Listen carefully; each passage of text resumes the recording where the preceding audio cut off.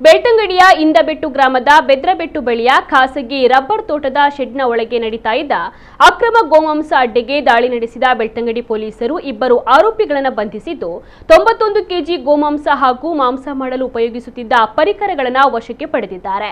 ಬಂಧಿತ ಆರೋಪಿಗಳನ್ನು ಇಂದಬೆಟ್ಟು ಗ್ರಾಮದ ಬೆದ್ರಬೆಟ್ಟುವಿನ ಅಬ್ದುಲ್ ನಜೀರ್ ಮತ್ತು ಮಿತ್ತಬಾಗಿಲು ಗ್ರಾಮದ ಜುಕಾರಿಯಾ ಎಂದು ಗುರುತಿಸಲಾಗಿದೆ. ನಿರೀಕ್ಷಕ ಸುಬ್ಬಪುರ್ ಮಠ ಅವರ ಮಾರ್ಗದರ್ಶನದಲ್ಲಿ ಬೆಳ್ತಂಗಡಿ ಪೊಲೀಸ್ ಠಾಣೆಯ ಪಿಎಸ್ಐ ಆನಂದ್ ಎಂ ಮತ್ತು ವೇಣೂರು ಪೊಲೀಸ್ ಠಾಣೆಯ ಪಿಎಸ್ಐ ಓಮನ ತಮ್ಮ ತಂಡದೊಂದಿಗೆ ಈ ದಾಳಿಯನ್ನು ನಡೆಸಿದ್ದಾರೆ.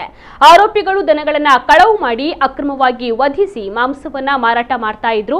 ಖಚಿತ ಮಾಹಿತಿಯ ಮೇರೆಗೆ ಪೊಲೀಸರು ಅಕ್ಟೋಬರ್ 27ರಂದು ಮಧ್ಯಾಹ್ನ 2:30ರ ಸುಮಾರಿಗೆ ಸ್ಥಳಕ್ಕೆ ದಾಳಿ ನಡೆಸಿ 91 ಕೆಜಿ ಗೋಮಾಂಸ, ಚಾಕು ಮತ್ತು ಇತರ ಸಂಬಂಧಿತ ವಸ್ತುಗಳನ್ನು ವಶಪಡಿಸಿಕೊಂಡಿದ್ದಾರೆ. ಬೆಳ್ತಂಗಡಿ ಪೊಲೀಸ್ ಠಾಣೆಯಲ್ಲಿ ಕರ್ನಾಟಕ ಗೋವಧೆ ಪ್ರತಿಬಂಧಕ ಮತ್ತು ಜಾನುವಾರು ಸಂರಕ್ಷಣಾ ಅಧಿನಿಯಮ 2020 ಅಡಿಯಲ್ಲಿ ಪ್ರಕರಣ ದಾಖಲಿಸಲಾಗಿದೆ.